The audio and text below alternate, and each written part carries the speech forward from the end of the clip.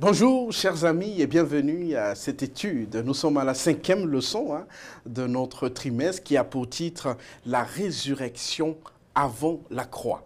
Donc il y a la notion de la croix, il y a une résurrection à la croix et cette fois-ci on va développer un peu la résurrection avant la croix. Je suis accompagné de Samuel et de Fabien qui sont des collègues pasteurs et nous allons ensemble décortiquer, développer quelques personnages qui ont reçu, qui sont revenus à la vie avant la grande résurrection de Jésus-Christ. Avant de commencer, nous allons demander à Fabien de nous unir dans la prière. D'accord, prions. Seigneur, notre Dieu, alors que nous ouvrons ta parole, nous demandons l'aide de ton Esprit, Seigneur, afin de pouvoir y discerner les leçons nécessaires à notre croissance spirituelle et que tu puisses, Seigneur, mettre en nous ton espérance. C'est là notre prière, au nom de ton Fils Jésus-Christ. Amen. Amen. Alors, Samuel et Fabien, si on part du principe selon lequel la mort peut être caractérisée par la séparation entre le corps et le souffle, la vie, c'est son opposé. On est d'accord sur ça? Et la Bible nous rassure qu'un jour viendra où tous ceux qui sont morts ressusciteront. Ressusciteront pour vivre éternellement ou pour mourir éternellement. Donc, c'est-à-dire, à présent, ceux qui meurent, c'est une pause qu'ils font dans leur vie. C'est la fin de toute chose pour un temps. Cette action d'aller-retour entre la vie éternelle et la vie temporaire, la mort éternelle et la mort temporaire, toute cette action passe à travers une seule personne, Jésus-Christ. Parce qu'il a vaincu la mort, il est ressuscité, et il y a de cela 2000 ans, et il nous a promis qu'il reviendra rendre à chacun selon son œuvre. Ceux qui ont obéi à sa parole vivront éternellement avec lui, et ceux qui ont désobéi mourront définitivement. Alors, comme j'ai dit tout à l'heure, nous allons voir quelques personnages qui ont bénéficié de la résurrection avant la mort de Jésus-Christ et la résurrection. Je ne sais pas, dans l'Ancien Testament, est-ce qu'il y a des personnes qui ont vécu cette expérience de la vie et de la mort à la fois aussi ou pas? Oui, et de la vie, oui. Vie, mort, vie. Donc, chronologiquement, il y a d'abord Moïse. Peut-être nous allons développer ça tout à l'heure, mais la Bible nous enseigne qu'il fut mort. Le peuple d'Israël a connu le deuil sur Moïse. Mais dans le Nouveau Testament, nous voyons qu'il est ressuscité. Deuxième personne dans l'Ancien Testament qui fut ressuscité, c'est le fils de la veuve de Sarepta, du temps du prophète Élie. Et la troisième personne, c'est le fils de la femme de Shunem, qui est ressuscité aussi. Et cette fois-ci, c'est du temps du prophète Élisée. Voilà les trois personnages. Donc, il y a d'autres qui ont connu la vie, la mort, et ils sont revenus à la vie, avant Jésus-Christ. Et dans le Nouveau Testament, Fabien, il y a d'autres personnes qui ont vécu aussi ça? Oui, notamment lorsque l'on va dans l'évangile de Luc, Luc 7, à partir du verset 11, on nous parle de la résurrection du fils de la veuve de la ville de Naïn. Il y a également, un petit peu plus loin, toujours dans Luc, mais on peut le retrouver dans les autres évangiles synoptiques, la résurrection de la fille de Jairus. Et il y a aussi une résurrection, donc ces deux résurrections qui ont eu lieu suite à un miracle de Jésus, mais il y a également la troisième que nous trouvons donc dans Jean 11, et il s'agit de la résurrection de Lazare. Donc effectivement, dans le Nouveau Testament aussi, il y a des moments particuliers où il va y avoir cette mention de la résurrection. Ok. Là, comme le titre a parlé, a intitulé la résurrection avant la croix, j'ai essayé de définir un peu la résurrection, mais je sais que vous avez aussi d'autres éléments de définition. C'est quoi concrètement la résurrection? Comment définirez-vous la résurrection? La résurrection, contrairement à la mort, à la mort, c'est le souffle, on a vu le texte de Psaume 146, verset 4, c'est le souffle qui s'en va. À la résurrection, donc c'est le souffle qui revient, qui rentre et qui redonne la vie. Okay. C'est cela la résurrection, c'est le retour à la vie. Pédagogue, net. Peut-être tu as quelque chose à ajouter. Oui, non, mais la parole de Dieu est claire véritablement là-dessus. Et on a également le psaume 104, versets 29 et 30, qui nous dit « Tu caches ta face, ils sont tremblants. Tu leur retires le souffle, ils expirent. » Effectivement, voilà. Et ensuite, le verset 30 nous dit « Tu envoies ton souffle, ils sont créés. » Donc la résurrection, c'est une recréation. C'est de nouveau le souffle, une régénération du souffle de Dieu qui revient. Intéressant. Alors, vous avez donné des exemples. Là, si je ne me trompe pas, tu as cité aussi Moïse, etc. Et toi, tu as cité aussi Lazare. Ma question est de savoir, entre Moïse et Lazare, quelles sont les similitudes et la différence? Je pose la question différemment. On commence d'abord par Moïse. Qui est Moïse pour Dieu? Moïse, il est dit, Moïse aussi, c'est l'ami de Dieu. Excuse-moi de te couper, parce que si Dieu a ressuscité Moïse, ça veut dire que c'est quelqu'un qui est quand même intéressant. Je me pose la question. Moïse a eu une relation tout à fait particulière, tout à fait spéciale avec Dieu. Hein. On dit dans la Bible qu'il a parlé face à face. Hein. C'est quelqu'un qui a eu une expérience unique avec Dieu. C'est le libérateur du peuple d'Israël. C'est aussi en quelque sorte un type de Jésus-Christ qui est le libérateur avec un grand L. Et donc voilà ce Moïse-là. Donc ce qui se passe, c'est que Moïse fut mort, ressuscité pour ne plus jamais revenir à la mort. Tandis que pour les autres morts, ressuscités, ils sont retournés à la mort après pour attendre encore la résurrection au retour de Jésus. Mais Moïse, il est ressuscité pour la vie éternelle. Ah, il y a Samuel qui a soulevé quelque chose. Je ne sais pas si tu veux compléter par rapport... Il dit qu'il y a la mort, la vie éternelle dont Moïse vivait. Il est mort, ressuscité. Maintenant, il vit éternellement. Oui, oui. Je ne sais pas s'il y a des textes bibliques qui parlent de ça. Oui, alors, notamment dans Jude 9. Oui. Jude, je me rappelle, c'est un petit livre. Oui, voilà. Qui a juste avant l'Apocalypse. Quand on va dans Jude 9, on nous parle ici de... si quelqu'un peut peut-être le prendre, cela va être... Je lis? Oui, vas-y. Or, l'archange Michel, lorsqu'il contestait avec le diable et lui disputait le corps de Moïse, n'osa pas porter contre lui un jugement injurieux, mais il dit... Que le Seigneur te réprime. Donc on a ici la mention du corps de Moïse et on a ici cet archange Michel qui va donc récupérer le corps de Moïse et il va y avoir donc cette dispute au sujet du corps de Moïse.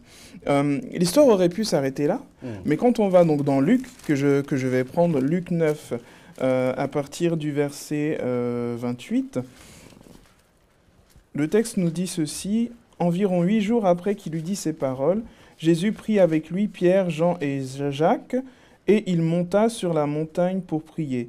Pendant qu'il priait, l'aspect de son visage changea, et son vêtement devint d'une éclatante blancheur. Et voici 2 hommes s'entretenaient avec lui, c'étaient Moïse et Élie. Donc on comprend ici qu'effectivement, Moïse a eu cette résurrection, Moïse est ressuscité, puisqu'on va le retrouver des siècles après avec Élie lors de la transfiguration. Élie qui, lui, n'a pas connu la mort. Il n'a pas connu la mort, mais qui... Donc Moïse était une sorte de prémisse de cette vie éternelle que nous voyons dans toute la parole de Dieu, de l'Ancien Testament jusqu'au Nouveau Testament, cette promesse de la vie éternelle. Ok, intéressant. Alors là, nous avons parlé de Moïse. Maintenant, revenons sur le cas de Lazare, parce que la question était de savoir la similitude et la différence entre Moïse et Lazare, parce que les deux ont connu la vie, la mort et la vie. Moïse a connu la vie éternelle après, mais Lazare, si je ne me trompe pas, il est mort. Oui.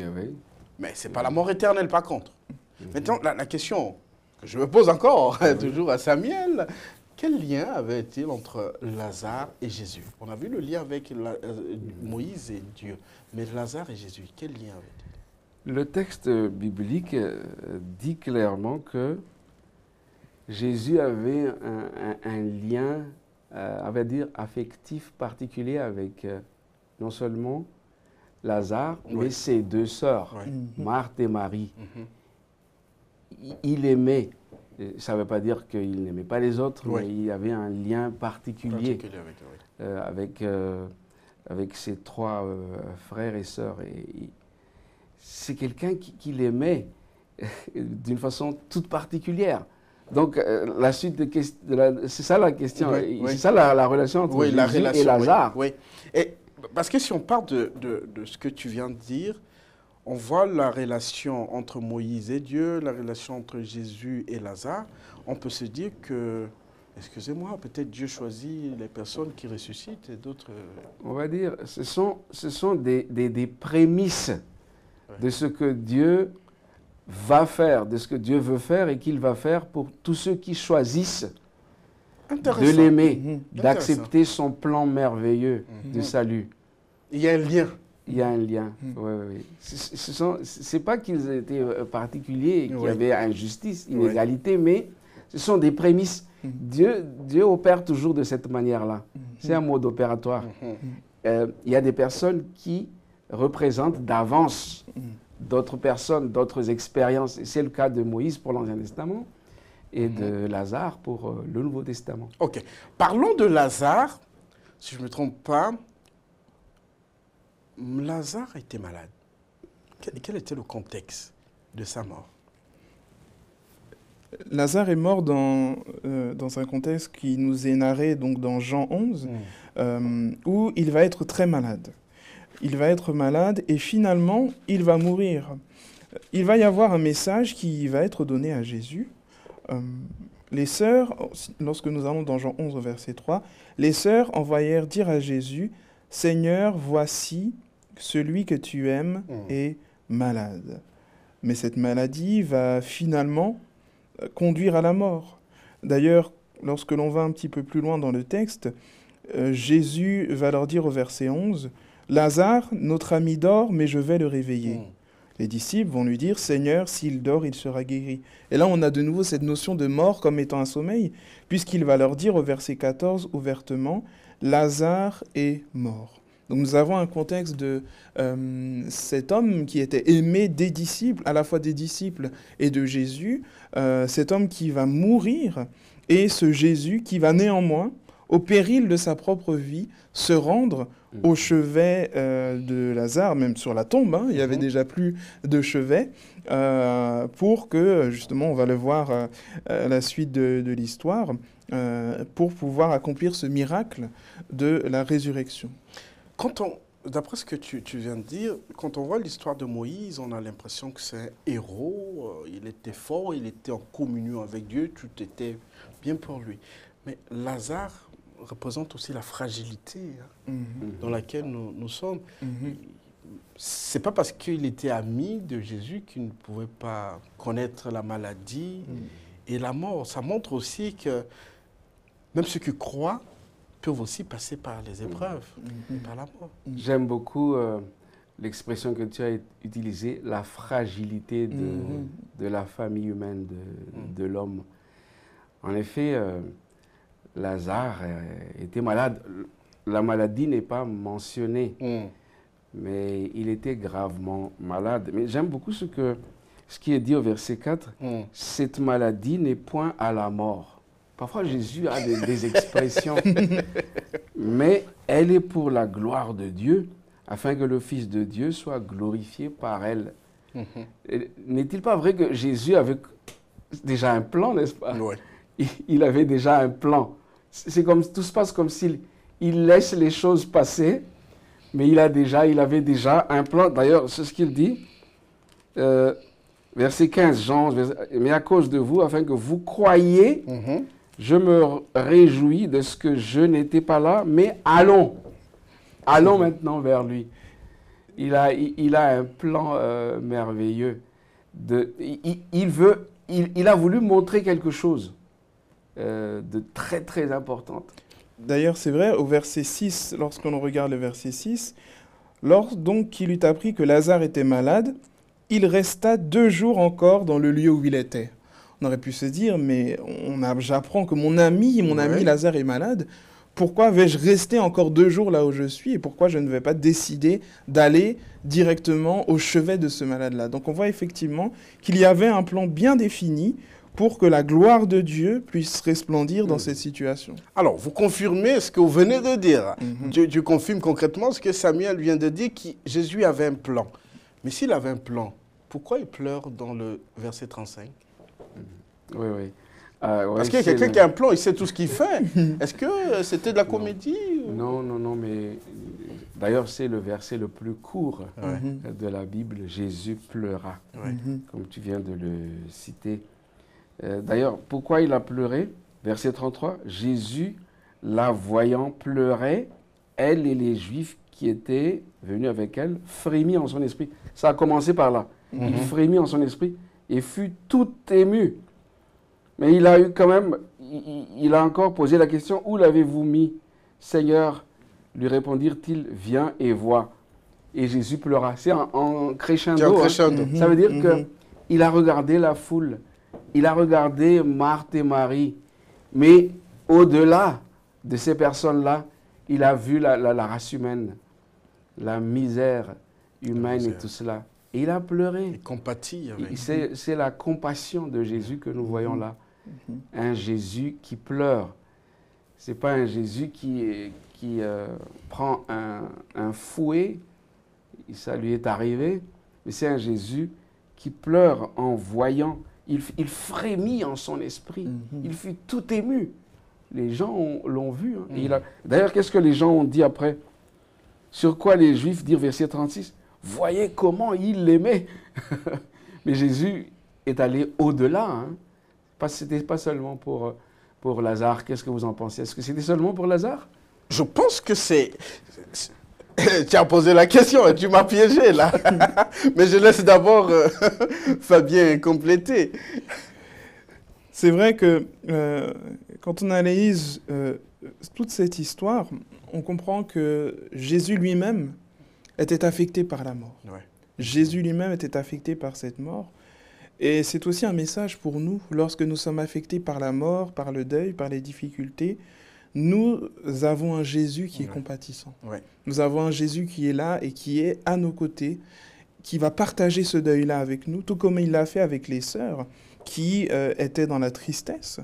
Le texte l'a dit, Jésus la voyant pleurer, et ensuite on a Jésus pleura. Donc c'est aussi une espérance pour nous de savoir que Jésus n'est pas du tout insensible à nos souffrances et qu'il les partage avec nous. Il n'est pas insensible à nos souffrances, il partage avec nous. Et pour revenir sur ce que Samuel a posé comme question, dont tu as donné un élément de réponse, je pense que ce n'est pas pour Lazare seul, mais tu as bien dit, c'est pour l'humanité aussi qu'il a pleuré. Ce n'est pas parce que il a un plan qu'il doit rester insensible. Le plan n'enlève pas la sensibilité de Dieu. Je pense qu'il est toujours sensible jusqu'à aujourd'hui. Ce qui fait qu'on peut dire que la mort, ce n'est pas la finition, ce n'est pas la fin de toute chose. Lui, c'est la vie, la résurrection qu'on peut tirer de cette histoire. Et ça m'amène à vous poser cette question. Quelle leçon pourrons-nous tirer simplement de l'histoire de Lazare? Comment il était en vie? Il était malade, mort, et ressuscité par la suite. Quelle leçon on peut tirer de ça, sur la question de la résurrection? Avant de répondre à la question, quand j'étais à l'université pour le jury, on m'a posé la question, jury d'études bibliques, pourquoi la résurrection de Lazare fut considérée comme le plus grand miracle de Jésus? Pourquoi? Très bonne question. Et moi, j'ai essayé de répondre parce que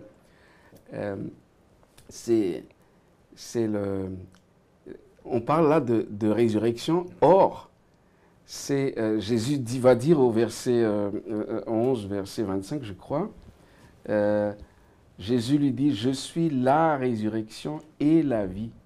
Celui qui croit en moi vivra quand même il serait mort. Mais là, il s'adresse à toute la race humaine. Hein. Je suis la résurrection et la vie. Et après, il va le démontrer en ressuscitant Lazare. Et quel message pour nous? Si nous croyons en Jésus, quoi qu'il arrive sur cette terre, nous avons cette espérance de la résurrection. Et c'est l'un des plus, moi je dirais, l'un des plus grands miracles de Jésus, parce que là, il a vraiment démontré pourquoi il est venu sur la terre. Il est la vie, il est la résurrection et la vie pour apporter la vie à un monde pécheur voué à la mort éternelle. Lui, il est la résurrection et la vie. La résurrection. Fabien, tu veux compléter ce que Samuel a dit?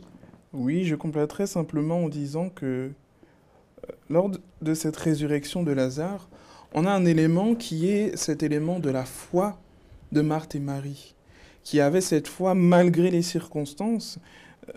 Elles avaient la foi dans la résurrection.